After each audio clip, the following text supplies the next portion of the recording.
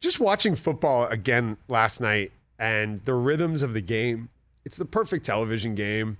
It's so comforting. It's like just your favorite meal from your childhood, and it's just something you can always depend on. I really enjoyed watching the game last night. I was watching the Field of Dreams game, but I wanted to see some MAC-10. And, it's kind of weird seeing another player play quarterback for that team. Even last year with Cam, it just felt odd. It felt like you were playing your own version of Madden and you made a trade because you love playing with Cam, but you're Brockman and you grew up in New England. You love the Patriots. So you kind of traded him. That's what it looked like last year. Put yourself in. To see how many stats you could get, right? And now you're back on franchise mode and you've got the next guy up.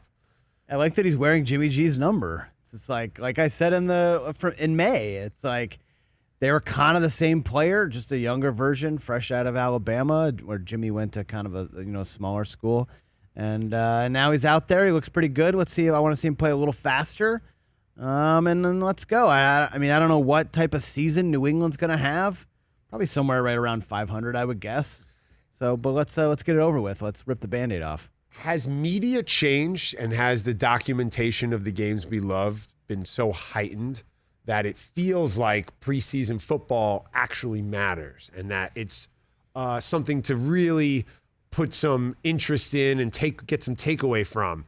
In the mid-90s, were top draft picks getting analyzed like they are now on a national level around what they did on the first preseason drive of the season? No, you only found out about that in the newspaper. Steve Young's taking snaps with the first team at practice. Oh, boy. Right. Or like Will McDonough's notes column, in the Boston Globe. Aaron Rodgers took a series at practice with the first teamers. Favre went to the training room. Ooh. Yeah. No, doesn't have that energy back then. No. It's kind of like The Bachelor and The Bachelorette, to be honest. Does that have enough of a history where the culture around the show has changed? No, I mean in a sense that everything is heightened and quickened, kind of like a microwave. Yeah, because they're trying to fall in love on television in 6 weeks. In 6 weeks, to it, exactly. So the preseason and the training camp and preseason and OTAs, everyone posting videos and tweeting out 11 of 14, 2 interceptions in practice, though. Like everything's just so much heightened and accelerated, where it's like because of social media, because of camera phones, because of Twitter, it feels so intense and so scrutinized. So intense. So as a fan, I think it's really challenging in 2021 to push the noise aside, to move through the hype, to really get a sense and understanding of your football team, your quarterback, whatever the case. Yeah, you're not going to have a situation where Aaron Rodgers sits for 3.5 years before becoming the starter. It's like when you think about even just a few years ago, it's kind of insane that Patrick Mahomes didn't play his entire rookie year except for a throwaway week 17. And I think it's even more insane that other teams aren't taking that playbook and applying it to their own situation. Right. Look how much success he had. Look how beneficial it was for their organization. Look how much he's grown. He might be one of one, but why wouldn't you do that with Trey Lance? Why wouldn't you do that with... By all accounts, it seems like Justin Fields is the guy. And I just said it's hard to push through all the hype, and maybe I'm showing that it is challenging for me because he seems to be the guy. But why wouldn't you? I mean, putting Zach Wilson out there in week 1 seems with that irresponsible. team seems dangerous. Yeah. Seems illegal. Seems like it could really go the wrong way for the Jets. Well, he can't drive himself to work, so like it's ridiculous. Right. And the bus, the Port Authority is dangerous. Still not there, TJ. Still making fun of his age. The Port Authority, get that bus out to Giant Stadium there in New Jersey. Yeah, it's nuts. It's like it's almost like the Jets should just have signed Josh McCown or Ryan Fitzpatrick again and let him start.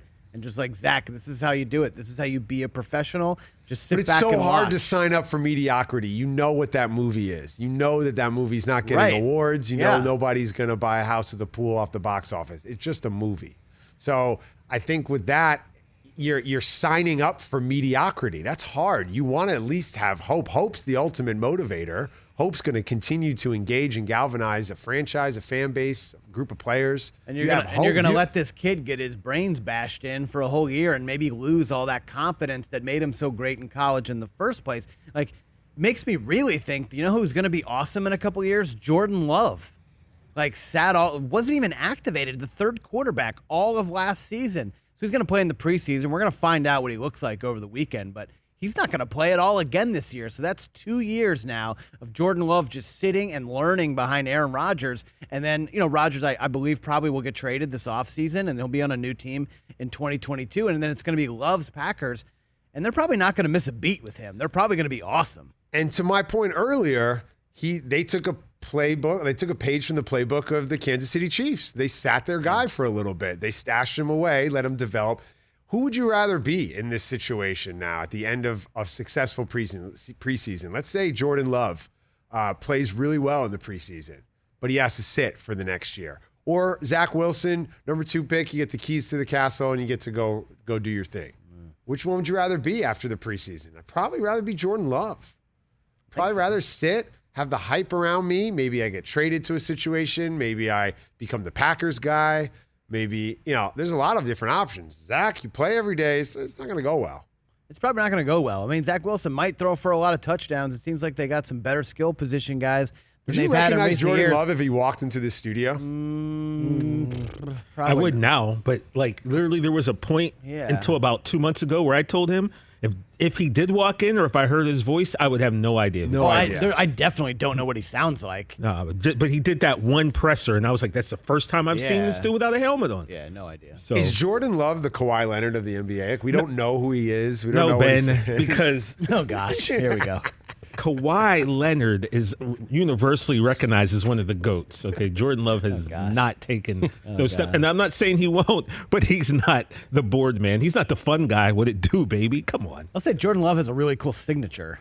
It's just like J and then the heart. Why did you saw it in the? Well, I have an autograph breaks Yeah, or we something have- like we that. have You some got a Jordan card Love over Jordan there. Love We have cards, some bro. Jordan Loves. Yeah, so you man. guys are really hoping for a Yeah, big so preseason. I'm really hoping This for is why the preseason feels more heightened, is because they're degenerate losers who have Jordan Love signed Hey, cards. look, if Green Bay Packer Trying to buy quarterback a house history with a tells us pool. anything, I'm going to get at least 16 years out of Jordan Love. I'm going to get at least 1 Super Bowl. At least. And I'm going to have a card, a PSA 10 Jordan Love autograph card that I got from Shane Powers and Crackpot Breaks. That's going to help me build an addition to the home I'm going to build once Quigley goes into the Hall of Fame. So my future's already set, guys. What's up? It's already Nas set. has a new song on his album, King's Disease 2, called Rare, where he says, look inside my mind, see a gold mine. I think we just got an insight into TJ's mind.